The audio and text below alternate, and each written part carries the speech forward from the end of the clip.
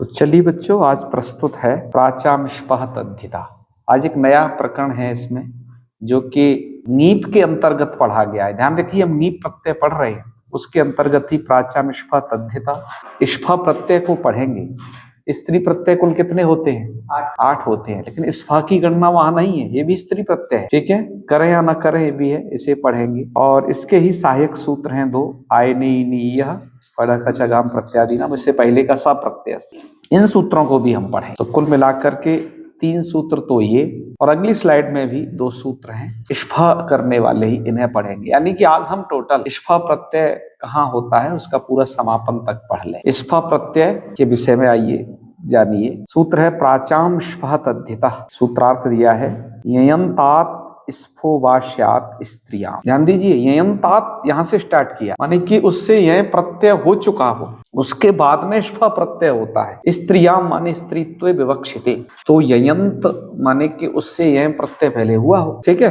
हालांकि ययंतों से एक नी प्रत्यय पहले विधान किया गया, ठीक है, लेकिन ये भी क्या है, ये ययंत से स्फा प्रत्यय विधान है। अर्थात पहले उसे आप ययंत बनाइएगा, फिर उससे स्फा प्रत्यय करिए, और इष्फा प्रत्यय लगने मात्र से ही बात नहीं बनती, उसके बाद में एक स्त्री प्रत्यय और करना पड़ता है। पूरी प्रोसेस को समझते हैं। तो सूत्रार्थ समझ गए, यंतात इष्फो वाश्यात स्त्रियाम सच तद्धितः, और वो तद्धित संज्ञक होता है। दीक्षित जी ने यहाँ पर अष्टाध्यायी क्रम को नहीं छोड़ा, ठीक है। 4-1-17वां सूत्र ये है प्राचाम्ष्पः तद्धित। इससे पहले भी जो ययश्च सूत्र था वो कितना था? 16 था। उसके बाद में 2 सूत्र दिए, वो कुछ काम अलग वाले हैं, अलस तद्धित से दिया, वो एक अलग काम करता है, उसका स्त्री प्रत्यय से लेना देना नहीं, समझे। और ये जो सूत्र है प्राचाम्ष्पः तद्धिता, ये तो स्त्री प्रत्यय ही साक्षात करता है। जस्ट उससे अगला सूत्र है अष्टाध्यायी क्रम में, तो इससे तद्धित संज्ञक होता है, माने ये तद्धित ही चल रहा है। तद्धित में स्त्री प्रत्यय कहाँ कैसे बैठता है उसको आपको बतला रहे हैं एक साथ। तो यंत से स्त्री प्रत्यय करना है, और वो क्या करना है? स्फा करना है। तो चलो आओ करके देख लेते हैं। श प्रत्यय से सूत्र का भी उपयोग वहां होगा, और आयनीय सूत्र का भी उपयोग वहां पर होगा। आयनीय सूत्र आपको अच्छे से स्मरण कर ही लेना चाहिए। हमने इसका डायग्राम भी यहाँ पर दिया हुआ है, और इस सूत्र आपको पूरा तद्धित प्रकरण को पढ़ने में मदद करेगा। तद्धित प्रकरण यदि आप पढ़ते हैं, इस सूत्र को नहीं जानते हैं, तो माने कि आप को नहीं जानते, ये समझे। आइए आगे और चर्चा करते हैं। मूल रूप से जो हमें रूप सिद्ध करना है यहाँ पर, वो है गार्ग्यायणी। सबसे नीचे जो दिया है गार्ग्यायणी कोने में। तो सबसे पहले आइए विग्रह करते हैं। तो गर्गस्य पत्यम स्त्री, क्या रूप बनेगा? रूप क्या बनेगा? गार्ग्यायणी। आपने देखिए गार्गी भी बनाया है। गार्गी में कौन प्रत्यय किए थे? नीप प्रत्यय किए थे, और वहां पर भी विग्रह यही किया था, माने विग्रह अलग नहीं है। ध्यान देना, ये विग्रह गोत्रापत्य अर्थ में है। हालांकि यहाँ अपत्य मात्र कह दे रहे हैं टीकाकार, ये गोत्रापत्य अर्थ में समझने चाहिए। तो ठीक है, गर्गस्य पत्यम स्त्री, रूप क्या बनेगा? गार्ग्यायणी। कैसे बनता है आइए चलो देखते हैं। विग्रह जान गए। तो इस अर्थ में अब देखो, सूत्र तो ये कह रहा है प्राचाम्ष्पः तद्धिता ययन्तात स्फो वास्यात्, माने पहले इसे ययंत बनाना पड़ेगा, तो इसलिए हमने पहले विग्रह यही किया, गर्गस्य पत्यम स्त्री, ठीक है। तो गर्ग यह क्यों किया? गर्गादिभ्यो यह, माने कि इसकी प्रक्रिया भी उसके जैसी चलेगी जब तक यह प्रत्यय से एक रूप बन न जाता है तब, क्योंकि फिर ययंत से हमें करना होगा इष्फा प्रत्यय। तो गर्ग यह कर लेना बच्चा, गर्गादिभ्यो लग चुका है। इसके पश्चात आदि वृद्धि तद्धितेषु चामादि, तो गार्ग प्लस य। इसके बाद यस्येति च से गार्ग में गकारोत्तरवर्ती अकार है, उसका लोप कर लेना, तो क्या बन जाएगा? गार्ग्य प्लस य। अब माने के ग दूसरे वाले ग में जो आए वो लोप हो चुका है, इस स्थिति से यहाँ तक स्थिति आ गई। माने कि आपने कर लिया इससे यह प्रत्यय, यह प्रत्यय करने के बाद आदि वृद्धि और इससे तीचा वाला लोप आप कर चुके। रूप आपका फाइनली बन गया है गार्ग्य। अब ये जो गार्ग्य बना बच्चा, यही है आपका ययंत, हो गया ना ययंत। अब इसमें लगाना है प्राचाम्ष्पः तद्धिता। अब देखो सूत्र का अर्थ भी घटेगा, ययन्तात, ययंत है गार्ग्य, उससे इष्फा वास्या, इष्फा प्रत्यय विकल्प से कर लेना चाहिए, ठीक है। सच तद्धिता, और वह इष्फा प्रत्यय तद्धित संज्ञक होगा, विकल्प से कर लेना चाहिए। माने चलो एक बार कर लेते हैं, एक बार नहीं होगा तद अभाव पक्ष वाला रूप हम पहले देख चुके हैं गार्गी। तो चलिए हमने कर लिया इष्फा। इष्फा प्रत्यय का क्या कैसे शेष रहता है। जब आपने इष्फा कर लिया अग्रिम सूत्र है शह प्रत्ययस्य। सह प्रत्ययस्य ये सूत्र कहता है प्रत्ययस्य आदि शह इत स्यात्। ये सूत्र इत प्रकरण का है, माने जहां पर चुटु पढ़े गए हलंत्यम उपदेशे जननास्य के, इसलिए इसकी संख्या भी देख लीजिए 1 3 6 उधर का है ना। पाणिनि जी ने 6-7 सूत्र जो है इत संज्ञा वाले एक ही जगह पढ़ दिए। दीक्षित जी ने यहाँ पर इसका उपयोग समझा कि भैया इस प्रत्यय में तो आदि में आ गया मूर्धन्य श, और मूर्धन्य श प्रत्यय के आदि में स्थित हो तो इकलौता ये सूत्र है जो इसकी संज्ञा कर देता है। कर दिया तो बचेगा फ मात्र। इस फ का क्या बचेगा, माने ये सूत्र संज्ञा कर देगा, तस्य लोपः सूत्र उसका लोप कर देगा। फ में 2 चीज है बच्चा, फ प्लस अ, इस बात को ध्यान में रखना है। ये तुम्हें पता चलेगा, मैं ऐसा क्यों कह रहा हूं, क्योंकि आगे आए इन्हीं सूत्र को लगाते वक्त आपको आसानी हो, पूरे तद्धित प्रकरण तक आसानी हो। तो चलिए श प्रत्यय से शकार हटा दिए, माने संज्ञा और लोप हो गया। गार्ग्य फ ये स्थिति हुई, तत्पश्चात फ के स्थान पर ये सूत्र करेगा आयन। क्या करेगा, सूत्रार्थ देख लेते हैं पहले सामान्य रूप से। ये सूत्र कहता है, पहले सूत्रोच्चारण कर ले, आयने इनी यह फ ढ ख छ घाम प्रत्ययादि नाम।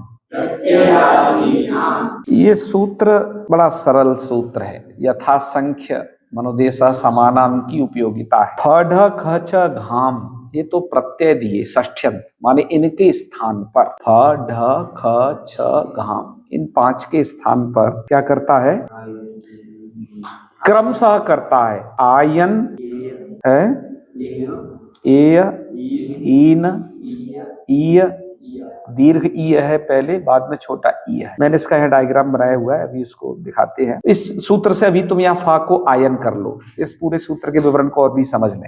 तो फ को आयन कर लिया। अब ध्यान देना, ये केवल फ मात्र को आयन होगा, अ को कोई छेड़खानी नहीं। आयन में न हलंत है, फ के स्थान पर आयन हुआ, हलंत ही होगा, ठीक है।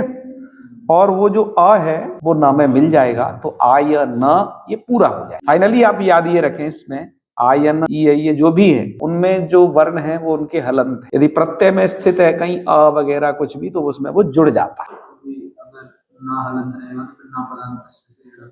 बिल्कुल, अच्छा। और ये भी ध्यान रखना है, आयन में नकार की संज्ञा नहीं होती है। यहाँ पर जो भी ये पढ़े गए हैं उनमें उन अंतिम वर्णों की संज्ञा भी नहीं होती है। चलो सूत्र का विवरण और भी मैं बाद में प्रस्तुत करता हूँ, पहले थोड़ा रूप सिद्धि को देख। आयन कर लिया तो स्थिति आपकी हो चुकी है गार्ग्य प्लस आयन। इसके बाद यस्यति च लगा लीजिए। यस्यति च हमेशा जब कहाँ लगता है, भा संज्ञक ई वर्ण और अवर्ण का ऐसे लोप करना। ई कार्य तद्धिते च परे, ई कार और तद्धित के परे रहे। यस्यति च सूत्र को स्मरण रखना ही है यदि तद्धित प्रकरण को जानना है। लग रहा है बार बार। तो यहाँ पर आयन तद्धित प्रत्यय परे है, तो गार्ग्य में जो यकारोत्तरवर्ती यकार है उसका क्या कर देगा, वो लोप कर देगा। तो स्थिति हो जाएगी गार्ग्य आयन, तत्पश्चात सिद्ध। अब देखो अभी गार्ग्य आयन ये बन चुका है यहाँ तक। अब क्या करिए, मूल कार्य ने कुछ पंक्तियां दी हैं, एक बार इधर भी ध्यान दे लिया जाए। तद्धितांतत्वात् प्रातिपदिकत्वम्। अभी जो गार्ग्यायन शब्द है ये तद्धितांत हो गया। तद्धितांत क्यों हो गया, क्योंकि फ जो था वो तद्धित था, माने स्फ, क्योंकि हमने पढ़ाया था प्राचाम स्फ तद्धितः। इस सूत्र का अर्थ ही यही है कि सच तद्धिता, वो प्रत्यय तद्धित संज्ञक होता है। तद्धित एक संज्ञा है, माने उसका एक नाम है। तो स्फ तद्धिता, तो गार्ग्यायन अब तद्धितांत हो गया, क्योंकि स्फ प्रत्यय से बना हुआ है। तो तद्धितांतत्वात् प्रातिपदिकत्वम् मूल कार्य ने लिखा है। पंक्ति देख रहे हो, इसका अर्थ क्या है, तद्धित संज्ञा होने से प्रातिपदिक संज्ञा हो जाती है। किस सूत्र से, कृत तद्धित समासाश्च, ठीक है। तो ये तद्धितांत होने से प्रातिपदिकत्व हो गया, मतलब गार्ग्यायन ये प्रातिपदिक हो गया। आगे इसका फल क्या है, आगे फल ये है कि प्रातिपदिक हो गया, तो प्रातिपदिक होने से हम इसे सिद्ध गौरादिभ्यश्च सूत्र के द्वारा स्त्रीत्व की विवक्षा में हम नीश प्रत्यय कर पाएंगे। आगे का आने वाला सूत्र है उसको यहाँ नहीं दर्शाया है, उससे हम क्या कर पाएंगे, नीश प्रत्यय कर पाएंगे। अच्छा, काके एक बात बताइए, आपने स्फ प्रत्यय भी तो स्त्रीत्व की विवक्षा में किया था, तो ये गार्ग्यायन ये जो बन गया, या णप तो कर लो गार्ग्यायन, ये भी शब्द तो स्त्रीत्व को बतलाने में सामर्थ्य रखता है, क्योंकि आपने स्त्रीत्व की विवक्षा ही में किया है। क्यों, तो फिर आप इससे नीश प्रत्यय क्यों करना चाह रहे हैं? उसके लिए उत्तर दिया शित्व सामर्थ्यात्, ताकि स्फा प्रत्यय को स्फा प्रत्यय के आगे शकार जोड़ दिया। ध्यान दें, शित गौरा दिव्यस्य तभी लगता है जब कोई शब्द शित हो, ठीक है ना, माने शकारित संज्ञक प्रत्यय से बना हुआ, समझे। स्फा प्रत्यय को शित किया, शित करना ये बतला रहा है पाणिनि जी का कि आचार्य पाणिनि जी इस स्फा प्रत्यय से बने हुए शब्दों में शित गौरा दिभ्यश्च को भी लगाना चाह रहे हैं, अन्यथा तो शित करने की जरूरत क्या पड़ गई थी। शकार जोड़ना ये बतला रहा है कि वो यहाँ पर शित गौरा दिभ्यश्च की प्रवृत्ति कराना। अतः मूलकार ने पंक्ति दी है कि शित्व सामर्थ्यात् स्फेनोक्तेपि स्त्रीत्वे, शित्व के सामर्थ्य से स्फा के द्वारा भले ही स्त्रीत्व जो है उक्त है, स्त्रीत्व अर्थ को स्फा प्रत्यय ने हालांकि कह दिया है, उक्तेपि स्त्रीत्वे शित गौरादि इति बक्ष्यमाणो नीश, शित गौरादिभ्यश्च इस बक्ष्यमाण, बक्ष्यमाण माने आगे कहा जाने वाला है, इससे क्या हो जाता है, शित गौरादिभ्यश्च सूत्र के द्वारा नीश हो जाएगा बच्चा। तो नीश हो जाएगा, नीश का ध्यान रखिए, ई मात्र बचता है, शकार हलंत्यम से स्वाहा और न जो है किससे, लशक तद्धिते से स्वाहा, ई मात्र बचेगा। तो अब आप इस इकार को जोड़ दीजिए, गार्ग्यायन, गार्ग्यायन ई, अभी ऐसा होगा, अभी आपको ये स्थिति लगाना पड़ेगा नाम है आकार के लोप के लिए, ठीक है, और फिर आपको इस स्थिति लगा दोगे तो गलत हो जाएगा, ई जुड़ जाएगा गार्ग्यायनी, फिर नकार को नकार भी करना होगा अटकुप्पी से, तो गार्ग्यायनी ये रूप जाकर के तब सिद्ध होगा। समझ में आया ना। अब आइए इस सूत्र के विवरण को भी थोड़ा सा देख लें। आयनीनी यह सूत्र को किसको क्या करता है, तो बच्चा सबसे पहले याद रखें प्रत्ययस्यादि, प्रत्ययादि, प्रत्यय का आदि होना चाहिए, क्या, फ ढ ख छ घ, माने प्रत्यय के आदि में स्थित हो, न कि लास्ट में न कि बीच में, ठीक है, आदि में स्थित हो। तो क्या करता है, फ को आयन करता है बच्चा, फ को आयन, ढ को ए, ख को ईन, छ को ई, ये दीर्घ वाला है, और घ को ई, ये रस वाला है। ये काम इस सूत्र के द्वारा होने हैं, समझ गए। आपने ये भी समझा गार्ग्यायणी में नीश है और गार्गी में नीप है, इस बात को भी जाने रहना। इस कभी तुम एक जैसा इकार देखो, कहा कि गार्गी में नीप है तो गार्ग्यायणी में क्यों नहीं, क्योंकि ये स्फा प्रत्यय वहां हुआ वो शित था, इसलिए शित गौरादिभ्यश्च से फिर वहां नीश हुआ न कि नीप। समझ गए इस बात को, तो इसको भी ध्यान रखिएगा। आइए अब आगे बढ़ते हैं। अब बच्चा स्फा प्रत्यय विधायकम द्वितीयम सूत्रम सर्वत्र लोहितादि कथनतेभ्यः, एक ये सूत्र है। इसके पश्चात तृतीय सूत्र भी है, क्या है, कौरव्य मांडू काभ्याम च, ये है आपका तीसरा सूत्र। ये दो सूत्रों को इस स्लाइड में और हम पढ़ लेते हैं। एक वार्तिक भी आएगा इसके अंत में, आसुरे रूप संख्या, इसके साथ ही स्फा प्रत्यय का प्रकरण समाप्त हो जाएगा। बड़ा सरल है। सामान्य स्फा प्रत्यय लगने पर क्या प्रक्रिया होती है, शह प्रत्यय से शकार की संज्ञा है ना, और फ को आयने इनी यह फड़ा खा घाम प्रत्यादि नाम सूत्र के द्वारा आयन हो जाता है। ये वाली प्रक्रिया जानते ही हो, इससे तीजे तुम्हें पता ही है कब कहाँ लगता है। आइए अब यहाँ पर भी रूपों की सिद्धि कर लेते हैं। अभी तक तो स्फा प्रत्यय विकल्प से था पिछले सूत्र के द्वारा, विकल्पावस्था का रूप नहीं दिया, वो तुम्हें गार्गी समझना चाहिए, मैं पहले कह चुका, ठीक है। अब जो गर्गादि गण है ना, गर्गादि के भीतर ही एक गण है, माने गणों के भीतर के भी गण बनाए जा सकते हैं, जैसे सर्वादि के अंतर्गत त्यदादि गण, ठीक है, ऐसे ही गर्गादि के भीतर भी एक गण है लोहितादि, मतलब उस गर्गादि गण में कुछ शब्द है, उस शब्द के भीतर ही कुछ और शब्द हैं, इसमें लोहित शब्द से लेकर के आगे तक। तो इस गण को लिया कहां तक जाए, कहा कतंतेभ्य, जहां गर्गादि गण में कत शब्द आ जाए, गर्गादि गण तद्धित की बात है, मैं सब वो बात बता रहा हूं। ये सूत्र गिनी चुनी जगह लगेगा, कहां से, लोहित आदि से स्टार्ट करके कत शब्द अंत तक वाले जो शब्द हैं, और भी हैं बहुत सारे, यहाँ तो दो ही उदाहरण दिए, और भी है। तो उन सब से क्या होता है, क्योंकि जब वो गर्गादि में पढ़े गए हैं तो लोहित आदि गर्गादि का अंतर्गण है, माने उसी के अंतर्गत आ जाएगा। गर्गादियों से क्या प्रत्यय होता है, बोलो, गर्गादिभ्यो यह, मतलब तद्धित प्रत्यय की पूछ रहा, गर्गादिभ्यो यह होता है, तो माने के जो लोहित आदि कतंतेभ्य है उनसे यह तो होगा ही, पर उनसे जो स्फा प्रत्यय होगा उत्तम जी, वो नित्य होगा, विकल्प वहां व्यवस्था नहीं है। अतः सूत्र अलग से आरंभ किया गया है। यानी पाणिनि जी ऐसा नहीं करते, एक के लिए सूत्र बनाती है, दूसरा के लिए सेम सूत्र नहीं बनाते कभी, नहीं तो विस्तार बहुत हो जाएगा व्याकरण का। ठीक है, व्यास और आचार्य तो जो है संक्षेप में रुचि रखते हैं, शॉर्ट से शॉर्ट। तो भाई इसलिए सूत्र का अर्थ भी आप देख लीजिए क्या है। लोहितादिभ्य कत शब्दांतेभ्य, लोहित से लेकर के कत शब्दांत तक, माने उसी गर्गादि गण के बीच की स्थिति को बता रहे हैं। ययंतेभ्य, उन ययंतों से नित्यम स्फा स्यात्, नित्य ही स्फा हो जाता है। स्त्रीत्व विवक्षित इत्यादि को बार बार नहीं कह रहे हैं, बच्चे समझ लेंगे, स्त्रियाम का अधिकार चला रखा है, इसलिए पूरा अर्थ नहीं लिखते हैं दीक्षित जी, कभी काशिका का पूरा अर्थ लिखते हैं। ठीक है, हाँ, नहीं तो ग्रंथ बढ़ जाता है, ऐसा ही मानते हैं। तो अधिकारों को समझ लेना चाहिए, अष्टाध्यायी की सही समझ होनी चाहिए कि किसका क्या है। तो चल भाई रूप बनाना प्रारंभ करते हैं। सबसे पहले लोहित्यायनी इसको बनाते हैं। तो बच्चा पहले विग्रह कर ले, लोहितस्य अपत्यम स्त्री, वो बनेगा लोहित्यायन। लोहित नाम का कोई व्यक्ति, उसकी अपत्य स्त्री, ठीक है, वो बनेगा लौहित्यायनी। चलो बनाना शुरू करते हैं। लोहित शब्द है, गर्गादि में पढ़ा गया है, उससे यह कर लो। तो लोहित यह का क्या शेष रहता है, यह रहता है, और आदि वृद्धि भी तो होती है ना, यह है, तो बन जाता है लौहित य। अब लौहित में तकारोत्तरवर्ती जो आकार है उसका भी यस्यति च से लोप करने के बाद लौहित्य बन जाएगा।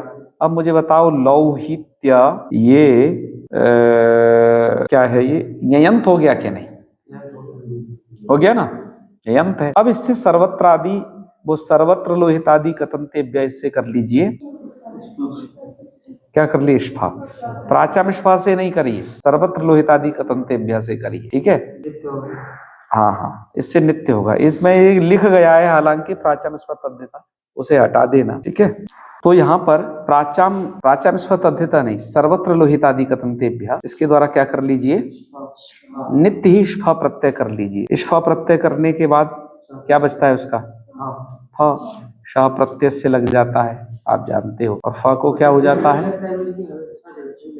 जहां स्फा होगा, माने प्रत्यय के आदि में मूर्धन्य शाह जहां जहां होगा वहां वो लगेगा। तो इसके पश्चात क्या करिए, आपका रूप बन जाएगा फ, और फ को आयन भी तो कर लेना है, आयन ही नहीं है सूत्र के द्वारा। तो माने लौहित्य शब्द से आप बना लीजिए लौहित्यायन, यहां तक ले आओ। लौहित्यायन जब आप बना लोगे तो सिद्ध गौरा दिभ्यश्च सूत्र से नीस भी कर लीजिए, क्योंकि लौहित्यायन शब्द कैसा है, ये शीत है ऐसा प्रातिपदिक है, उसे नीस कर लिया तो बन गया आपका लौहित्यायन ई। और ये करने के पश्चात वही काम लौहित्यायन ई के, लौहित्यायन के नकार का, नकारोत्तरवर्ती कार का इससे तीसरे से लो, ई को जोड़ देना लौहित्यायनी। बाद में सुवाधिकारी भी करते हैं, लेकिन मैं उन्हें बार बार नहीं कह रहा हूं, पहले कह चुका हूं, क्योंकि नीश या नी प्रत्यय करने पर, या नीन भी, या आप चाप दाप करने पर वो शेष कुछ बचता नहीं, हलंगे आदि करके लोप हो जाता है। तो रूप क्या बन गया तुम्हारा, तो लोहित से लौहित्यायनी कैसे बना, जान गए यहाँ तक का सफर। जब आप इसे समझ गए तो अगले भी रूप में कोई दिक्कत नहीं। कतस्य अपत्यम स्त्री कात्यायनी, कात्यायनी एक देवी है, ठीक है, नवदुर्गाओं में कात्यायनी देवी का नाम परिगणित है। तो कतस्य अपत्यम स्त्री विग्रह किया, ये सब लोहित आदि कथनतेभ्य में सबसे पहला शब्द लोहित उठाया, उसका लोहित्यायनी बना दिया। सबसे अंतिम कत उठाया, बीच वाले भी बच गए, उनको छोड़ दिया, ठीक है, और उससे कात्यायनी बनाया।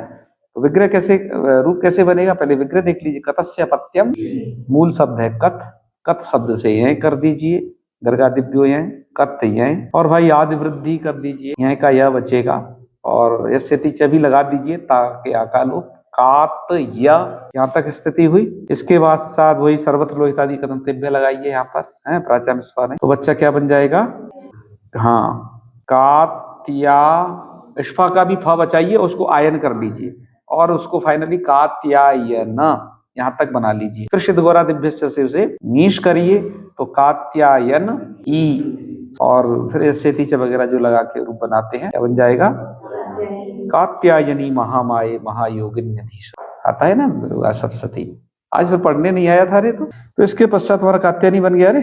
आइए कुछ और देख लेते हैं, सेम है अब तो, आगे कुछ नहीं। अब है एक सूत्र कौरव्य मांडू काभ्याम च, ये सूत्र क्यों आरंभ किया गया, ययंतों से तो स्फा होता है, पिछला सूत्र पढ़ा, कौन सा? प्राचानिष्पात अद्धिता। उसमें भी गर्गादि गण में पढ़े गए कुछ शब्दों से नित्य ही यह करना है, उसके लिए कौन सूत्र पढ़ा?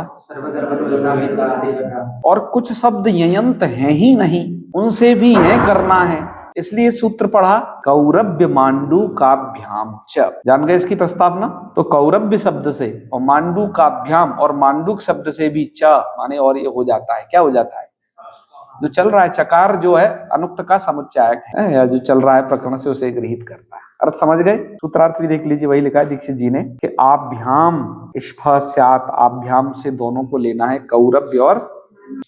दीक्षित जी ने एक बात और लिखी, टाप नीशोर अपवाद। यह जो सूत्र है टाप का और नीश का अपवाद है, माने कौरव्य शब्द से तो कौरव्यायणी बनाने में टाप प्रत्यय प्राप्त होता था, उसका अपवाद है, यथासंख्य लगा लेना। और मांडू का यनी बनाने में नीश प्रत्यय प्राप्त होता था, उसका अपवाद है। ठीक है, कहीं कहीं किताबों में यहाँ टाप नीपोर अपवाद ऐसा लिखा है। बाल मनोरमाकार ने कहा कि वो शुद्ध पाठ नहीं, टाप नीशोर अपवाद यही शुद्ध पाठ। ठीक है, तो चलिए कौरव्यायणी कैसे बनाएंगे? कहा कि यहाँ पर ये ण्य प्रत्यय है, पहले कुर्वा दिभ्योण्या, कुरु शब्द से ण्य करके कौरव्य बनाइए पहले कुछ सफर, उसके बाद इष्फा करिए, कौरव्य इष्फा। इसको मैं सिद्ध नहीं किया हूं यहाँ पर लिख करके, पर वो सरल है इसलिए। इष्फा, इष्फा के शकार की संज्ञा फा को आयन, कौरव्यायन क्या बन गया? ये से नीचे वगैरह लगा देना, कौरव्यायन, नीश हो गया कौरव्यायनी। ठीक है, इसी प्रकार से मांडू का यनी बनाना है। कौरव्य में पहले तो कुरु शब्द से कौरव्य बनाने में कुर्वादिभ्यो ण्य करना है, ण्य के बाद इस्फा करना है, इसको याद रखना है, इसलिए मूलकार ने सूत्र दर्शाया है कुर्वादिभ्यो ण्य। और जो है अग्रिम प्रयोग में भी एक सूत्र दर्शाया है, ढकच मंडूकार, इस सूत्र से अण हो जाता है। ठीक है, तो मंडूक शब्द से मांडूक बना लीजिए। मंडूक नाम के कोई ऋषि हैं और उनकी अपत्य संतान स्त्री, वो कहलाएगी मांडूकायनी। तो मंडूक नाम के ऋषि हैं, पहले अण कर लीजिए, अण करके मांडूक बन जाएगा, उसके बाद इष्फा प्रत्यय करिए तो क्या बनेगा? मांडूक। इष्फा को आयन कर लीजिए, शकार की संज्ञा वो सब चीज में कह चुका हूं, आप भी जान चुके हैं। तो मांडूक आयन और क्या कर लीजिए?